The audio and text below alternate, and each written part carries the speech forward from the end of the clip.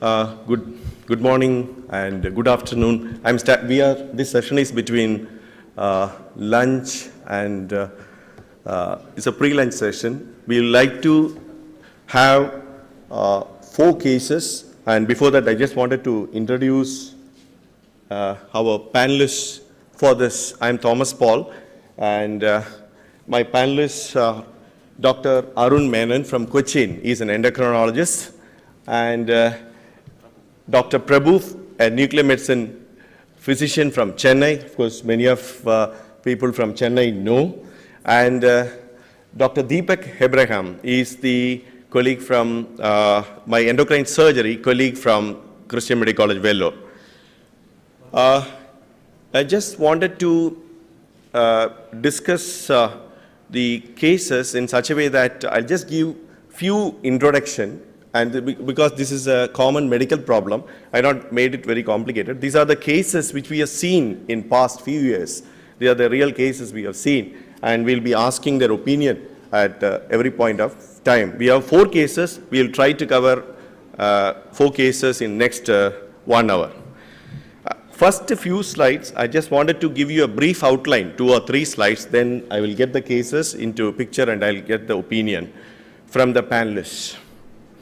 Now, when we talk about hypercalcemia, we say when the calcium, what I mean by calcium is albumin corrected calcium more than 10.3. And we grade calcium, hypercalcemia as a mild, moderate, severe. It can start from 10.3, it can go up to 16, 17, 18. Some people have 20, where the patients will be, most of the patients will be dehydrated and sick. Now, when we talk about hypercalcemia, the causes we broadly divide. When we into, like it is like a mnemonic, what we remember for a postgraduate students here, we say the mnemonic is vitamin strap. This includes all the causes. For example, vitamin V for vitamin, which is vitamin D and vitamin A, intoxication. All the causes can be like summarized in this form. And we should know that most of these causes of hypercalcemia are due to primary hyperparathyroidism, malignancy, and vitamin D intoxication at this point of time. Now, a simple algorithm before I go into the case discussion.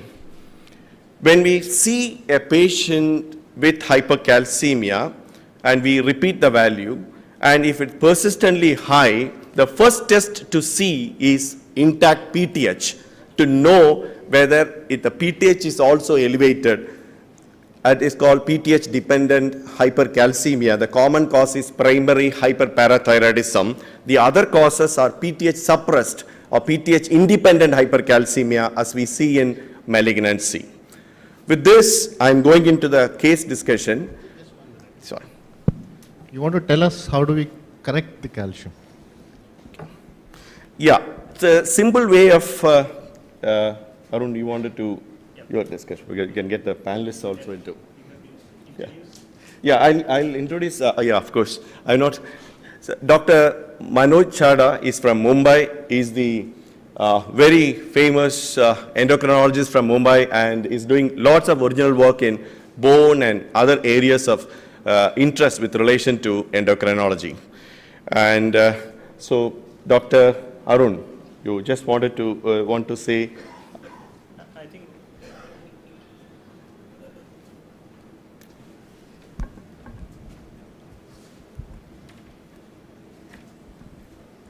think Thomas, I think we have got cases, and I think we can discuss on the cases, Yes, and the management sure. also can come on that. Sure. I think we have, we'll take cases and then we can do it. Okay. This is the first case. A 21-year-old lactating mother, postpartum 5 months.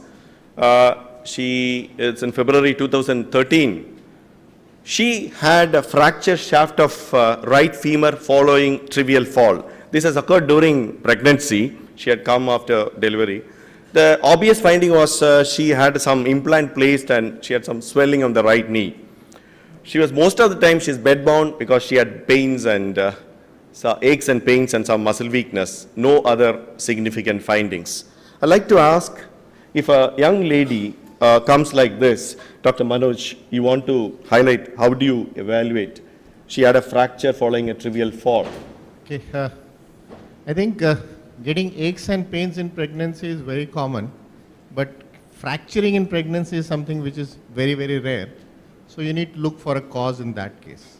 And when we are talking in terms of cause with fractures, the commonest thing that really comes to our mind is either these bones have been really bad with multiple pregnancies, but in a young lady who's had probably 1 or 2 pregnancies, I would like to investigate from the issue of hypercalcemia and then look for a cause for hypercalcemia.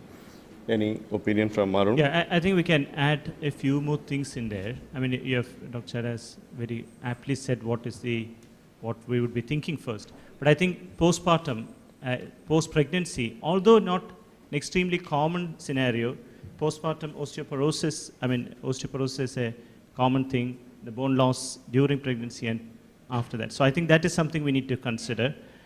And then, so the osteoporosis and the vitamin D deficiency, I think that is something fairly common. We have discussed this morning. And that also needs to be thought of from the start itself. I'm sure we'll come to that. Okay. I agree with the panelists, their expert opinions given. The basic investigations done at this point of time, albumin corrected calcium of 12.2. How do you correct? Simple ways. If you have 4 gram of albumin, whatever calcium you are seeing is the same. If patient has got a 3 gram of albumin, then we have to add. For example, if it is 12.2 milligram and albumin is 3 gram, then we have to add 1 milligram to this. It will become 13.2.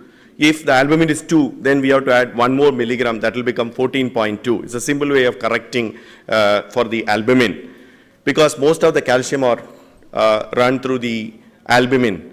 And this patient obviously has got hypercalcemia. And as per the algorithm, patient, the next investigation had been intact PTH, which is not suppressed. For our lab, 8 to 50 is a range, and we have got a 676. So patient has got hypercalcemia as well as high PTH. So the diagnosis is very obvious. So primary hyperparathyroidism. Now, I just want to ask Dr. Arun, do you want to comment on further evaluation? I think you would have seen that the creatinine level was put there also along with the PTH and the calcium. And that's quite an important thing before we say it's a primary hyperparathyroidism. I think, Thomas, that's why he had put that in. Because perhaps a very common scenario is undetected renal or CKD and people having a high creatinine and having secondary bone disease. Because I think this lady is very unfortunate. We see very less of sort of metabolic bone disease due to hyperparathyroidism, at least in cities. I mean, I'm sure there is a lot that you see in peripheries. But for that to develop is going to take quite a lot of time, the metabolic bone disease. So this is a lady who has unfortunately developed all that over time. So the primary hyperparathyroidism has actually gone on for quite some time. Yes, you agree. So, just wanted to add to that, like we keep saying that there is severe vitamin D deficiency in our country, in our population. So 2 things that we need to keep in mind is, very often we don't see 12, 13, 14. We see 9.5, 9.8 with elevated PTH. So what you need to do is correct the vitamin D deficiency and repeat the calcium, and you'll find that suddenly it's 11.5 and 12.5. So you won't get too many elevated calciums. You will get more of average calciums. And there have been reports of normocalcemic primary hyperparathyroidism also. So the clinical suspicion is something which should drive you, and not just the numbers that you see on your reports. Thank you.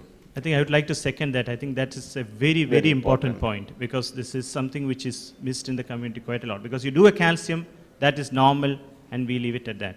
And because hyperparathyroidism and vitamin D deficiency coexist very commonly in our population, And I think that's a very, very valid point that we have to note. So, we look at bone health assessment, but this patient had unfortunately had a fracture. We also look for renal involvement in the form of stones and chronic kidney disease, renal failure. Now, what next? So, localization. I just wanted to get an opinion from Dr. Prabhu. I would rather go ahead and do a technetium 99M Sestami B parathyroid scan. Sure. This Sestami B is a wonderful molecule which has off late it has come. It gets actively taken up by the mitochondria of the cells. Wherever there is a tissue which is rich in mitochondria, it takes up Sestami B very avidly. Parathyroid is no exemption. Probably in our earlier textbooks, we would have read about thallium technetium subtraction scans. But this has already now almost been given up totally. And recent studies have shown that it gives a very high degree of specificity, almost up to 99 to 100% with the combination of other SPECT CTs and all. So I would rather go ahead with a technetium labeled Sestami B scan. What is your experience, Dr. Deepak and Dr. Manoj? Along with that, we do an ultrasound of the neck, which is freely available, but thyroid ultrasound is actually becoming a specialty by itself, and hence you need to keep doing.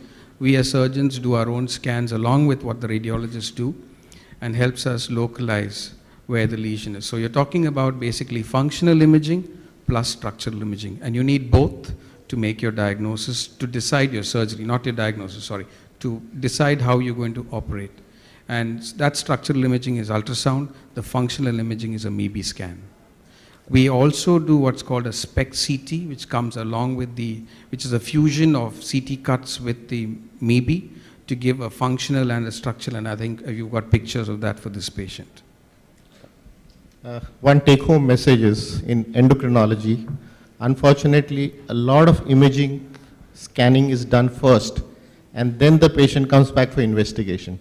Please first document biochemically, hormonally, what you're looking for, and then ask the radiologist or the nuclear medicine department people to help you out, or you're asking for a lot of confusion later on. Thank you. Clinically first. Yeah. Clinically first. Then next is the management. We'll come back to that. Of course, this patient, as a part of workup, went for the chest X-ray, and we showed some mass in the mediastinal widening and mass lesion. This surprised us. I'll just get back to this imaging once again. I'll just show you as Dr. Prabhu put it. This was our scan, which was Sestami B scan with SPECT CT, which is localizing to right-sided parathyroid, especially inferior parathyroid adenoma. And you can also see there is a light up on the sternal region. It was supposed to be it was not any mass, it was a brown tumor. Patient had a severe bone disease, so it was involving sternum, and it was a brown tumor. How often you see Dr. Manoj in your practice? I've never seen a brown tumor in that location. Either the end of the long bones or on the jaw, but not in that location. What about Dr. Prabhu? I do have seen a couple of cases, and if time permits, I thought I will display this, but still, this is fair enough. There is, before committing that it's a brown tumor, I would like the surgeon to take it out and do a histopathological analysis to confirm it. We didn't take it out. I'll show you what happened post-operatively. This is a lighting up, that's a brown tumor. And the patient had a right inferior parathyroid adenoma. Of course, the ultrasound image also confirmed it.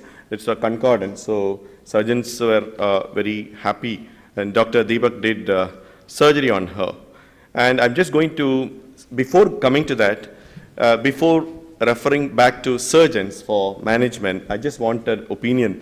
How do you manage somebody comes with an hypercalcemia, Dr. Arun or Dr. Manoj? Or, Shall I start off and then I'll, okay.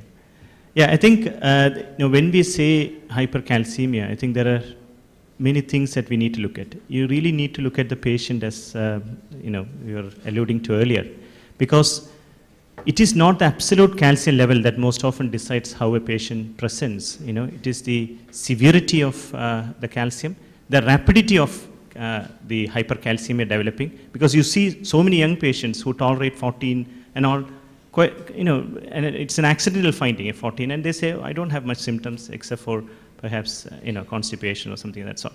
So it is really through what period that the calcium has gone up that matters.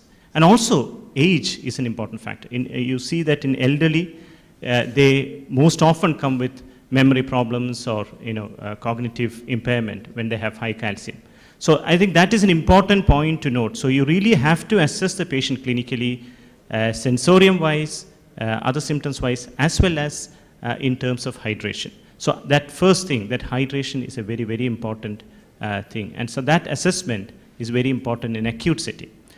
In a lot of chronic settings, in outpatient scenario where we see these patients, most often that's not an issue, and most often you can deal with this as an outpatient this thing itself. So it really depends on what sort of state the patient is. What's the state of hydration? What's the state of sensorium? Do you want to add anything more, Dr.? That's it. I think the danger is when you're dealing with patients on the extremes of ages, that you need to be extra careful. Otherwise, what he said, this is mostly picked up in an outpatient review, and patients are generally asymptomatic, so you don't have to rush into any aggressive treatment. I agree. Just go to the next slide. What next? We have localized. Just going to ask Dr. Deepak for an expert opinion. How do you address, what is this minimally invasive surgery? No, I would rather say, very simple, that when you have a patient who's got a localized adenoma and it is concordant on a structural and a functional imaging, you can offer the patient a focused parathyroidectomy. That means you target that gland alone, which is enlarged.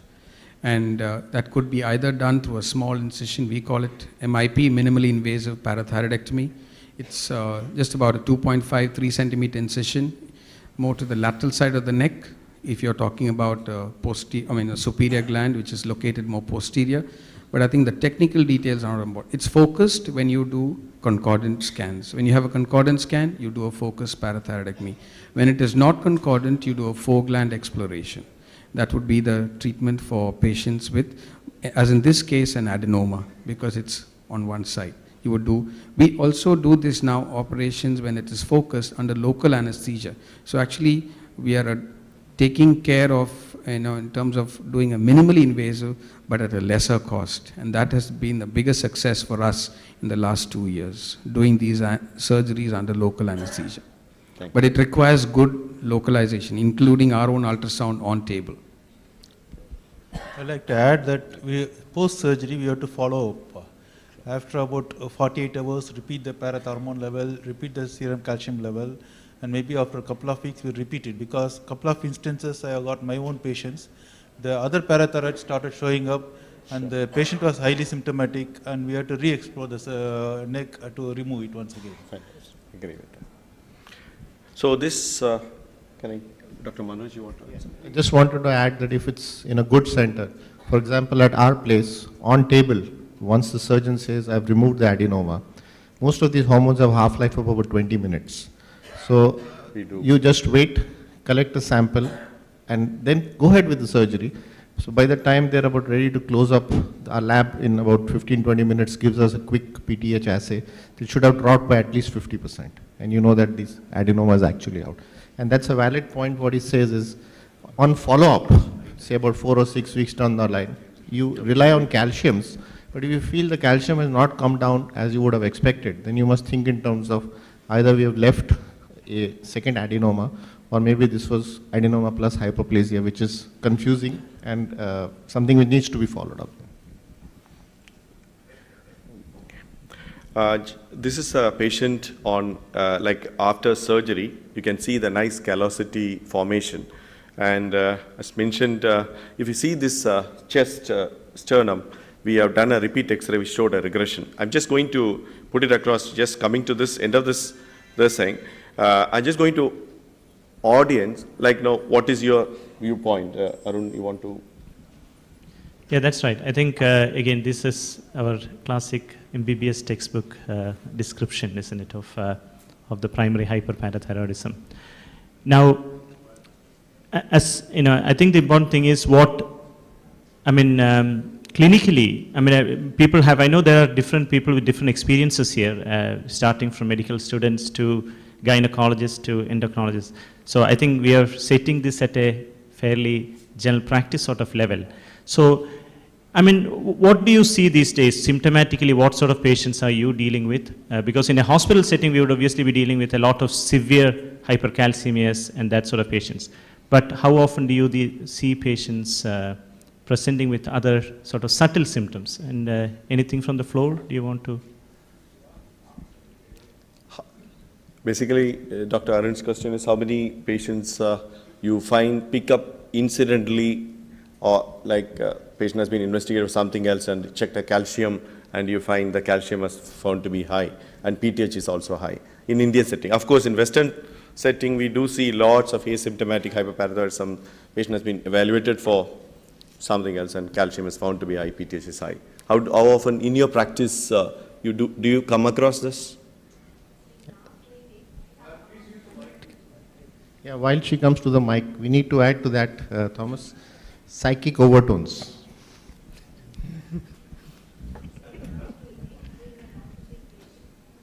Sorry. No, sir. Yeah. And on investigation, it found out to be primary hyperparathyroidism.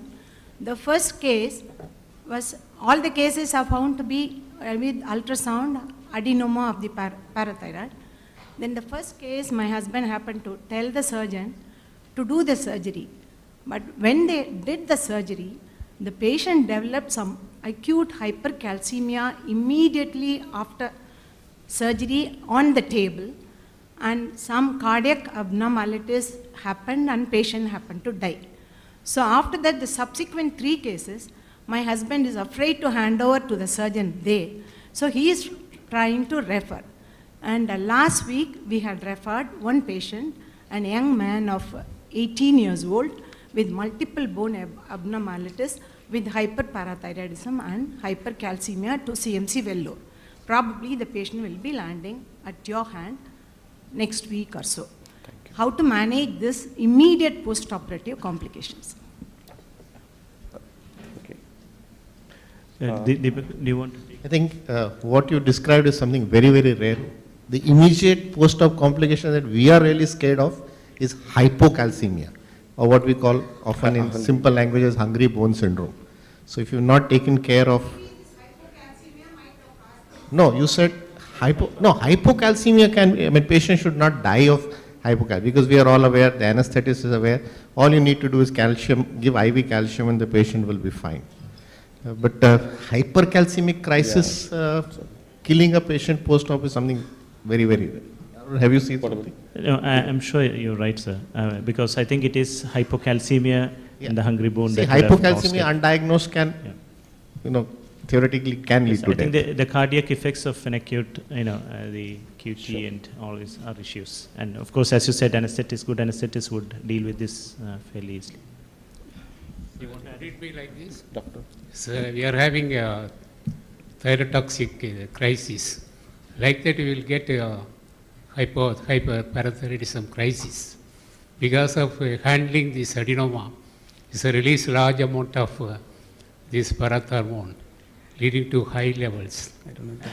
Because immediately we must worry about the cardiac. I think what you're mentioning is very, very theoretical. Has anyone ever seen a problem? This is not like a FAO where you handle the gland and there is a release of hormone. Sure. Even in thyrotoxicosis, the worst graves, you've prepared the patient, so you don't hear of handling gland and then landing up in trouble. Like that, we have any other methods to prepare the patient, because the doctor reported already, because so they are afraid what of we handle do it. while before preparing the patient, like I said, is see that the patient is well hydrated and has received adequate amount of vitamin D.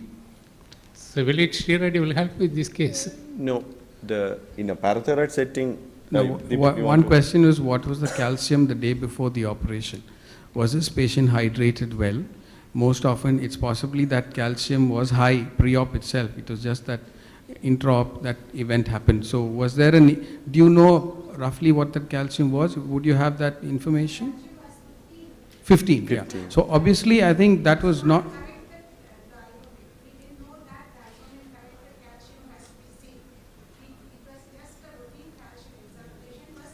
At 15, my anesthetist, if I'm taking this patient under general anesthesia, will not be accepted for anesthesia. We'll have to undergo hydration, calciums have to drop to at least just maybe 1 milligram above normal or your normal range, and that would be accepted. Yeah, I Madam. think in a patient like this where the baseline calcium has been very high, it is also possible to treat him with bisphosphonate, even injection, wait a week, have the calcium drop, and then plan surgery. That's so, also, although as Dr. Manoj pointed out, I have never in my several years of experience seen hypercalcemia coming as a complication of handling of parathyroid gland, which is often so very small. But I think such patients can be prepared beforehand. I think it's the preparation calcium which can be dropped to a decent level before he undergoes surgery. Yeah, absolutely. I think it's a preparation which was lacking there in that particular patient, and hence what Madam said was we definitely need good hydration, maybe bisphosphonates, and that is why it's very important that the physician and the surgeon are there together in this whole process, and I'll come to that later on. If in that case, sir, should we rule out multiple endocrine neoplasia? Yeah, because patient may have pheochromocytoma along with. Yeah, I think they're not MEN2A, but due to want of time, can I go to that, because we just wanted to cover and next two cases because only 80 more minutes. Sorry, just one question regarding the investigation stage of it. Have you considered the familial hypocalciuric hypercalcemia? Yes. Because that presents with high calcium and a high raised PTH. So I didn't see a urinary investigation. Creatinine clear.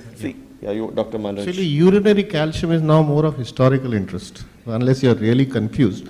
Most of the guidelines say hypercalcemia once, hypercalcemia twice, and elevated PTH, because what you are talking about, hypocalciuric hypercalcemia, the PTH will not be elevated. Sorry to say, it will be elevated, it can be elevated. Usually not to the level of 600s and all that, isn't it? You get a marginal the elevation 70, about 80 is or... fine, So I mean, even in a patient with a calcium of 12.2, you would expect the PTH to be suppressed if it's due to any other reason. So if you see a PTH of around 70 or 80 or something, yeah, perhaps. But again, you have to look at this patient. This is a 21-year-old who has had a fracture, so it's a completely different story.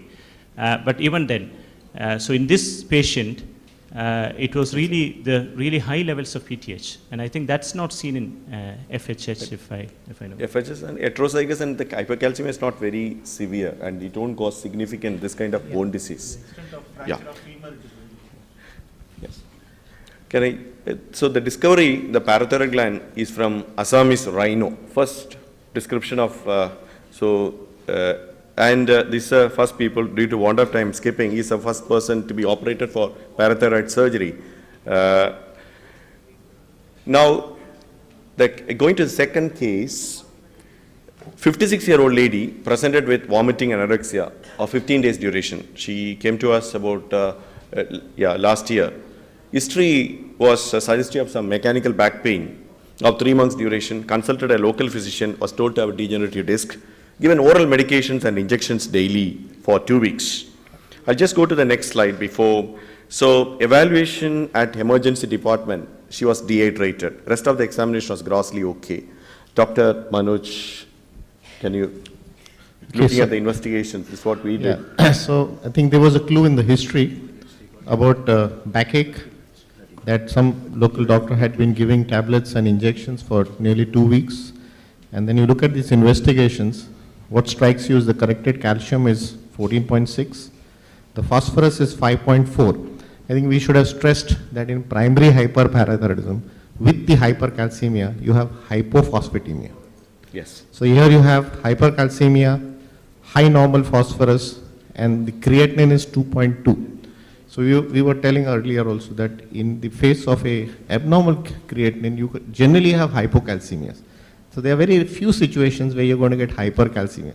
Any differential from the floor?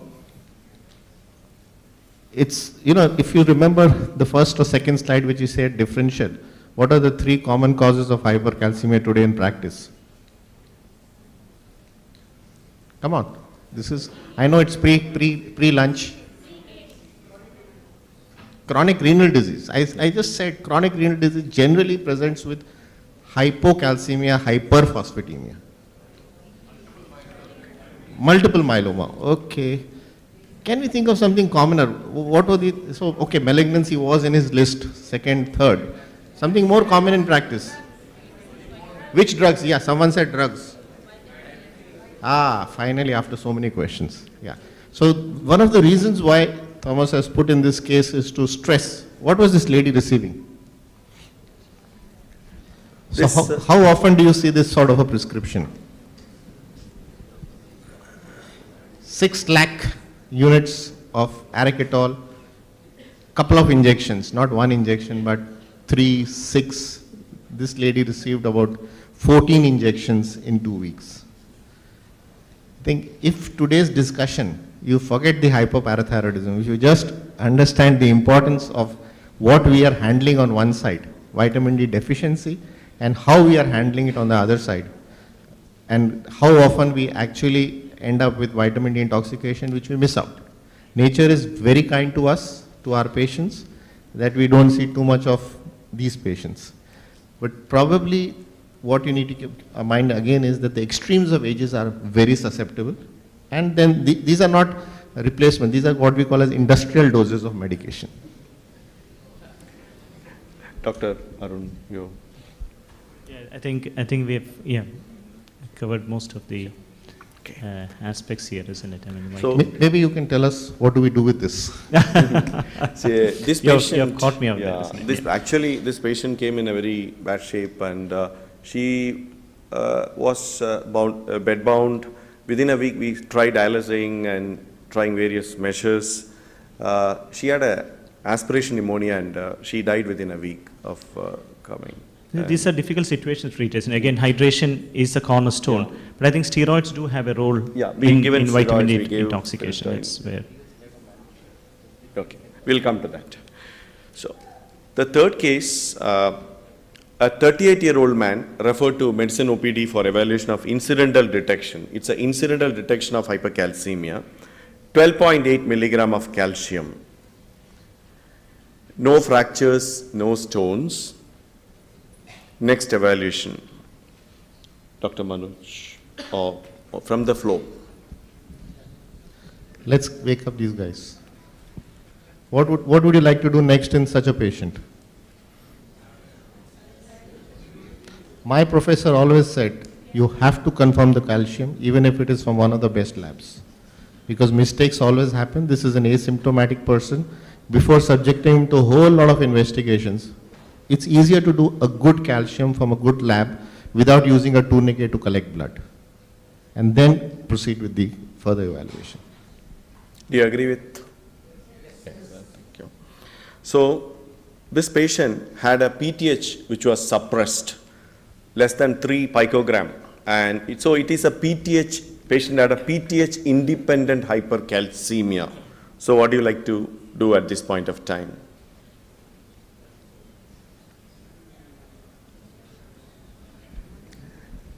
What we did was, we went back to the history before, so it's a PTH independent, so we have to evaluate the cause. These are the history we got.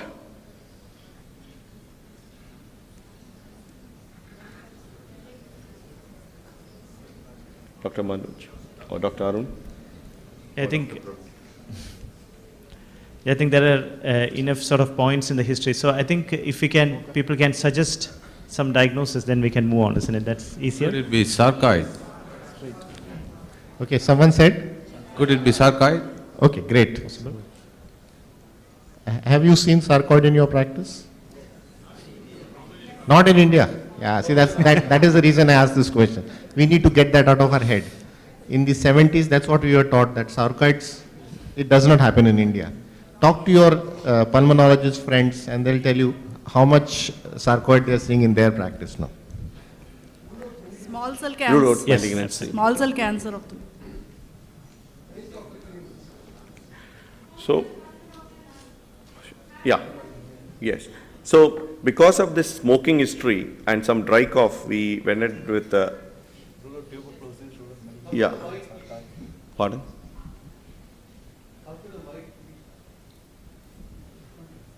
Sorry. Could be malignancy. Yeah. So, this is the X-ray. And somebody wants a little advanced investigation, I can put CT scan showing a lung mass. So it is so now the diagnosis is very clear. So it is the mass lung malignancy, and it was a squamous cell carcinoma, and very young. Smoking was one of the risk factor in this patient. So this is one of the you all agree that PTH independent hypercalcemia, which we see in clinical practice. Now, this is a fourth case, then we can come back to the... Can I ask a question? How often do you see asymptomatic hypercalcemia in lung malignancies? Sure. This is one because the traditional teaching is that you can have occult Cushing's in lung malignancies, but never occult hypercalcemia. This is a fairly unusual presentation if this is... Sure. Yeah. We want to elaborate on this, please. Dr. Manoj, you wanted to... Yeah, I think, Krishna, you have a valid point. But here, I don't know if you could call that asymptomatic. The calcium was not causing any direct effects, but the fact is that he has been coughing and there is a prolonged history of smoking. Maybe he didn't have those other hypercalcemia features that we are talking of because he's young. I guess he should have had his chest X-ray prior to serum calcium. In fact, yesterday we had a detailed discussion with our oncology colleagues in our hospital, and they are telling that asymptomatic squamous cell carcinoma lung is notorious for hypercalcemia. We have to rule it out. Okay. True, but the thing is that generally, most of the time, the diagnosis of squamous cell carcinoma precedes the hypercalcemia. That's all I'm trying to make.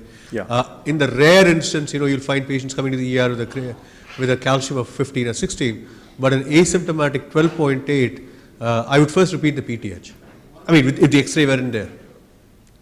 And they also say that in malignant melanomas, multiple myelomas, and CA breast, they are also notorious for it.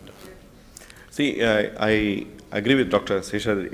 This is a case, actually, this patient was referred from a local hospital because hypercalcemia, and they didn't get the history. But the thing is, after seeing that value, we repeated. And also, meanwhile, we got the history also, smoking and this thing. They also, outside PTH was also suppressed. So there is no doubt about it. And I agree that it is not a common. Many times radio oncologists and radiotherapists call us after evaluating and making a diagnosis for management of hypercalcemia. But this was little unusual presentation. But patient had a cough, chronic cough, as Dr. Manoj pointed out, and it was not probed into. Can I ask a question on this? Instead of going straight away from calcium to PTH, whether we should check phosphorus, alkaline phosphatase? Yeah. Because before going to PTH, we should see phosphorus, alkaline phosphatase and creatinine levels, which can be easily done in a peripheral setup, than straight away jumping to IPTH, which cannot be done everywhere in a proper method. Yeah, the hypercalcemia, when you have a high calcium, and the phosphate will give us a clue where it is. Most of the time, if it is a hyperparathyroidism or PTH independent hypercalcemia, we have a tendency to have a low phosphate. Whenever we have a high calcium and high phosphate, I agree with you, doctor, we have a totally a different differential diagnosis. But when you have a consistent hypercalcemia, but we are left with few options rather than doing a PTH, I don't think any other option is available. When you have a consistently high calcium, your direction is based on your PTH. Of course, creatinine comes in hand everywhere. I think you're absolutely right. I mean, if hypercalcemia is there, to actually differentiate it and put into the pathway, you need a PTH. Yes, as Bharat is saying, you need a phosphorus level, very, very important. Yeah, of course, phosphorus is done automatically. Yeah. But there are more circumstantial evidence than an absolute sort of test to move forward. Just yeah, I have a doubt. I have a clarification. And when the hypercalcemia cannot be explained by the clinical symptoms or signs, that is incompatible with the clinical signs and symptoms, there is a phenomenon called pseudo-hypercalcemia. It is due to the methodological problem that, if there is a competent laboratory person, he or she can solve that problem. I'm bringing this to your attention. Sure. I'll just go to the last case, then we can, if your time permits. This is a 28-year-old lady presented with inflammatory joint pains of 3 months duration. There is a weight loss present, and she also had a breathlessness on exertion. It's a young lady with inflammatory joint pain, some weight loss, and features involved to suggest some lung involvement. So how will you evaluate this patient?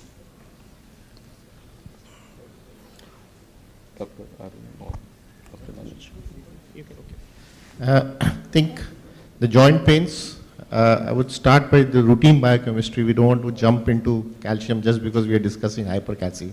We need to look at the routine biochemistry and an X-ray chest. Before even you see the calcium, you will find certain pointers, like here you're seeing that the ESR is very high. Then follow that up with calcium, and then the same algorithm that are we dealing with a PTH dependent hypercalcemia or a PTH independent. And I guess because there are certain features of inflammatory, say joint involvements, we have an X-ray chest on her also. Yeah, just.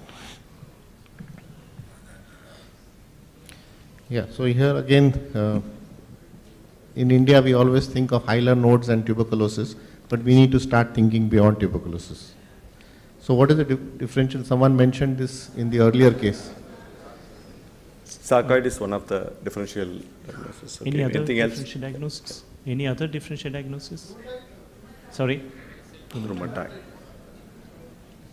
Perhaps anemia there, slightly raised creatinine, slightly ESR of very high.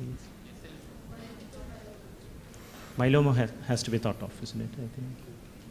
So she also had a CT, which also highlighting the facts that patient has got some perihilar nodes and some mediastinal, of course, is not well lighted up in the CT thorax. And patient had as you said, significant parahilar lymphadenopathy. And the rheumatological, rest of the workup was negative actually for a connective, the tissue disorder, rheumatoid factor, ANE, all these stuffs were negative. And now one of the differential diagnosis was at this point of time, as you rightly said, sarcoid was a differential diagnosis. She underwent biopsy. Thomas, before we go to the biopsy and thing, I think 2 or 3 investigations which could be added at this stage is, because we know now we are looking at sarcoid, a granulomatous disorder. This is one of the rare situations where we ask for a 125 hydroxy-D. We don't do it in practice otherwise. So 125 hydroxy-D and serum ACE. ACE levels also, yeah. These are 2 blood investigations which can give you a diagnosis. Before we go for the tissue diagnosis. In our center, we don't do 125. ACE levels were elevated. I didn't put it, but we don't do we don't have the assay for 125 hydroxy. I agree with you because it is the mechanisms are due through the increased 125 dihydroxy vitamin D. Now we had biopsy, which is non-suggestive of no. Can you comment on this histopathology?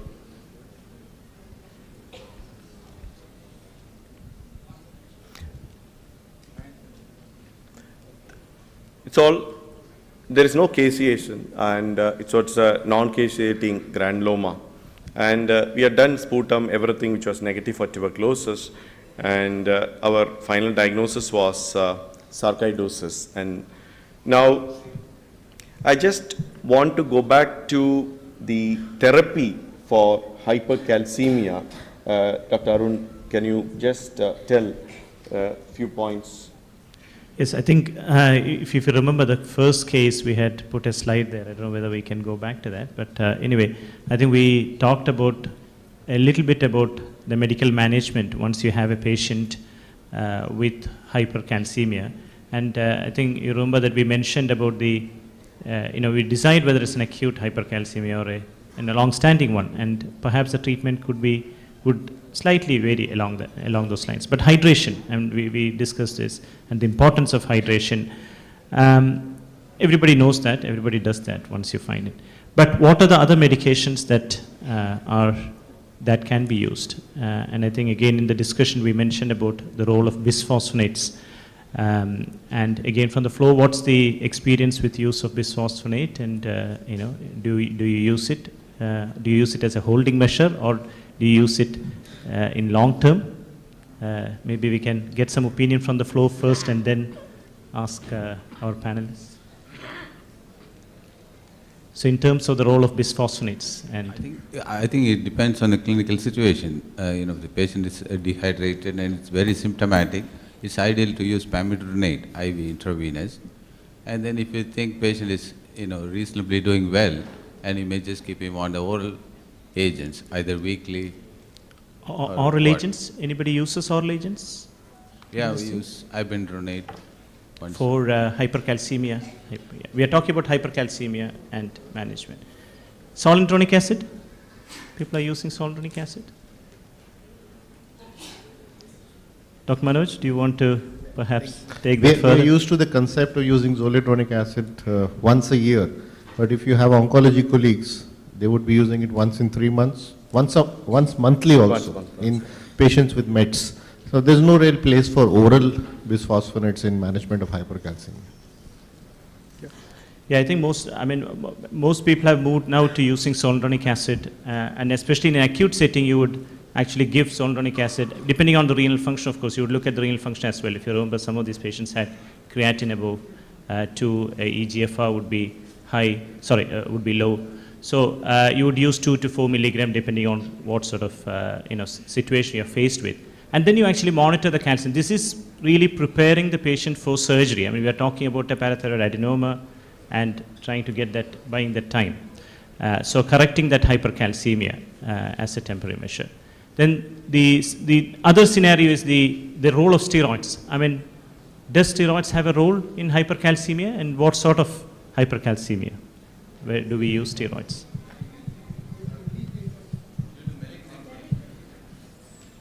Yeah, your top points. Yeah.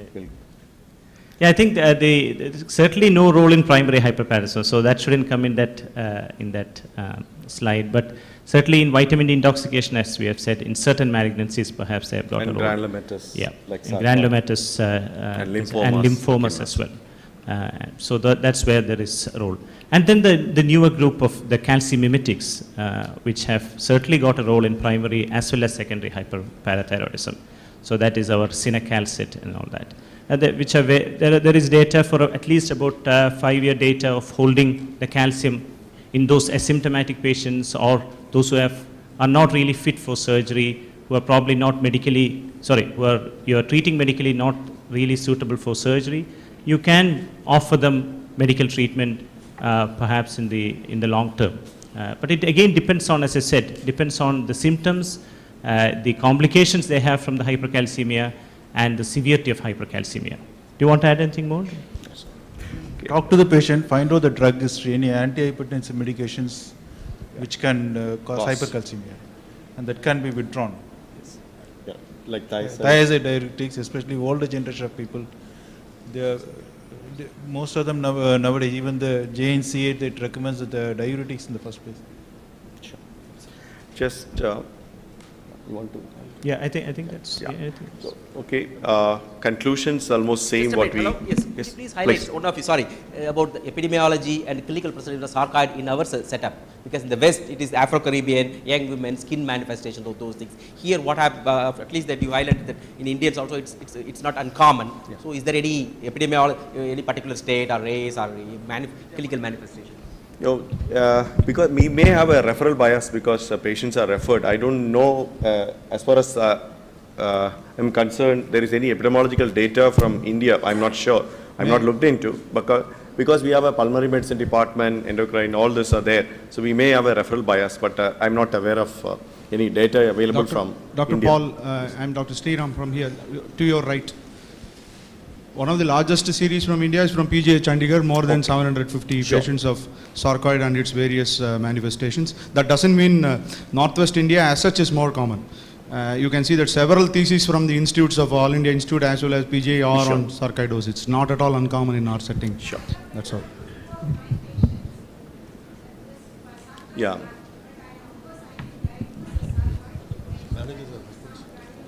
Madam, you can come to a mic. Madam, please come to the mic.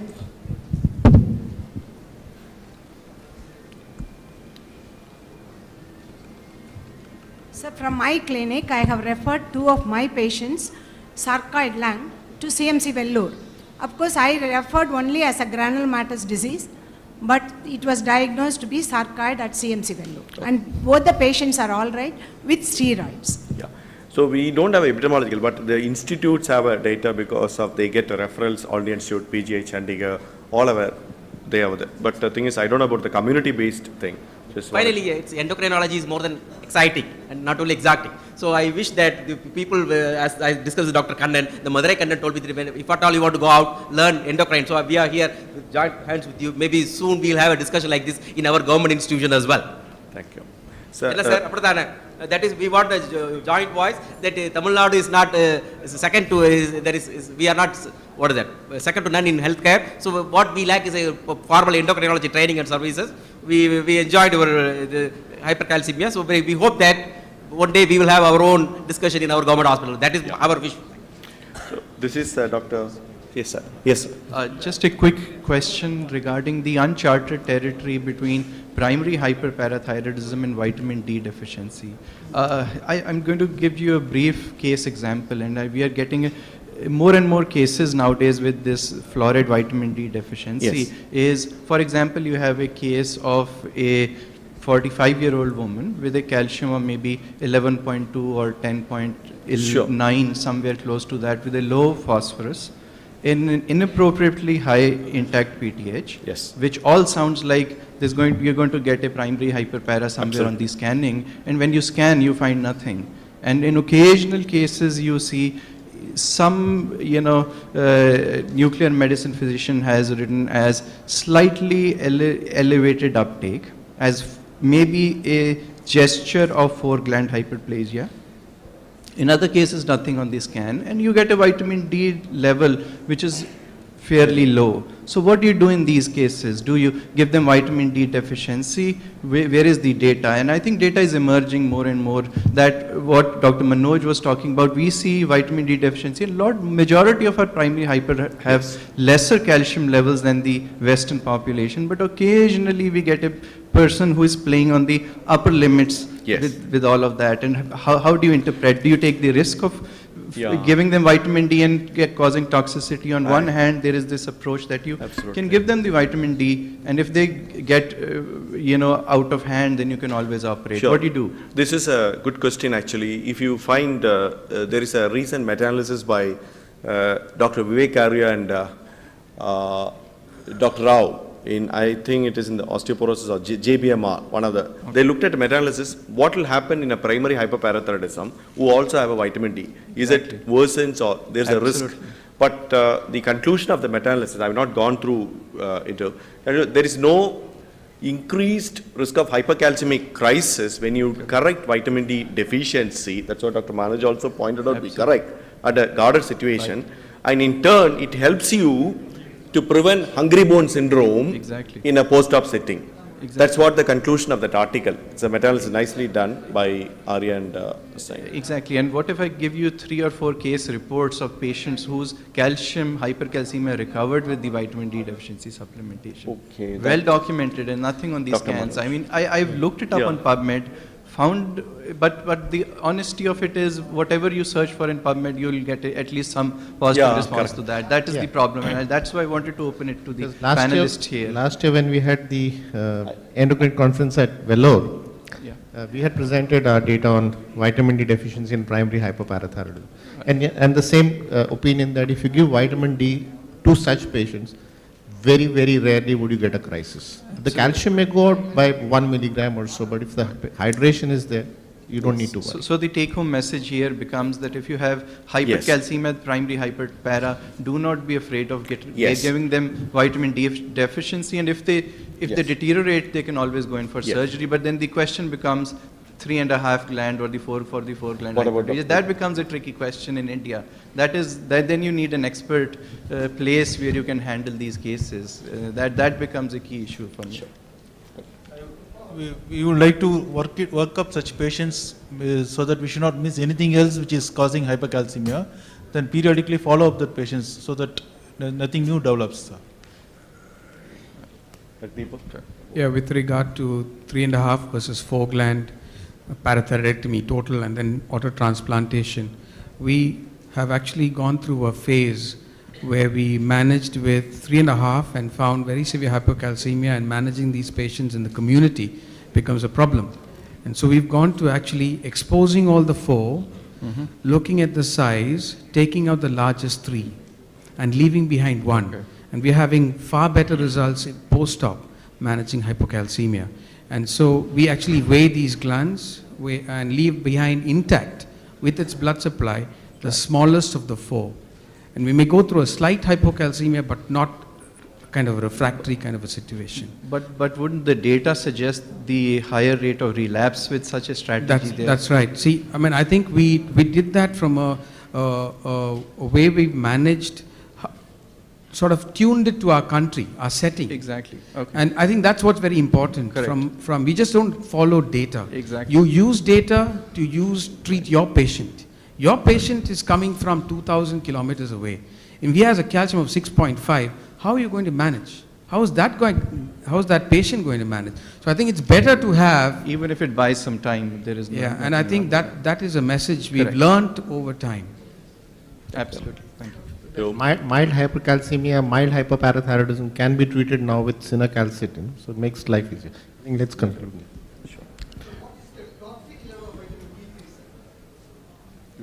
Dr. Manoj.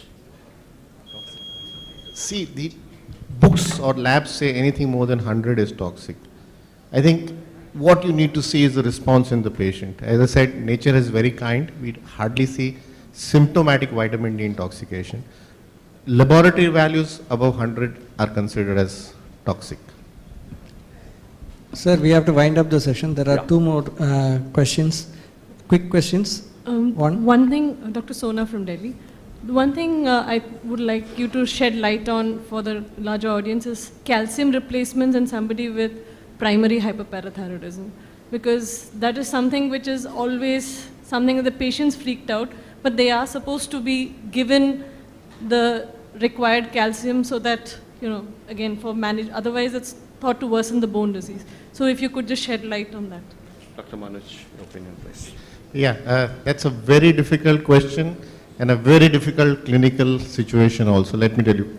So hypoparathyroidism is difficult to control, but the balancing game is adequate amount of calcium. It would be, say, on an average about 2 grams, 1.5 to 2 grams per day. And on the other side, adequate amount of native vitamin D and activated D3. So let me say between 0.5 to 1 microgram of activated D3 on an average 60,000 units, say once or twice a month, and on an average about 2 grams of calcium as treatment. You're monitoring, because on the other side now, you're going to have hypercalciuria. So your monitoring has to be, see that your serum calciums are such that the patient is asymptomatic. So I would accept a 7.5 to 8. I'm not looking at normals.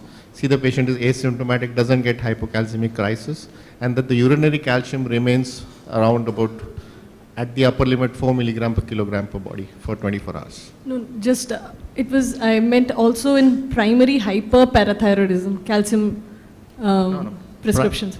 Primary hyperparathyroidism, it's only vitamin D and No then calcium. getting the patient treated, and then SOS. You don't have to give calcium to treated, well-treated primary hyperparathyroids with normal calcium. It's the same that you would do for any other person in the population. See that he gets calcium about 1 gram per elemental per day. Thank you, sir. Sir, you have looked for serum, corrected calcium. So what is the role of ionized calcium in such patients? It's the same. Corrected calcium is poor man's ionized calcium.